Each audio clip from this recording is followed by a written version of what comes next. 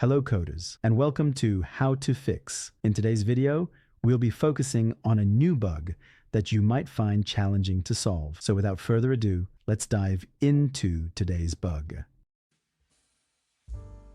First, let's run code 1 that generate the error and let's see what happens.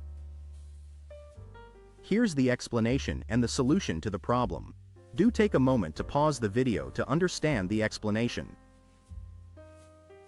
Let's now correct the code and take a look at the resulting outcome.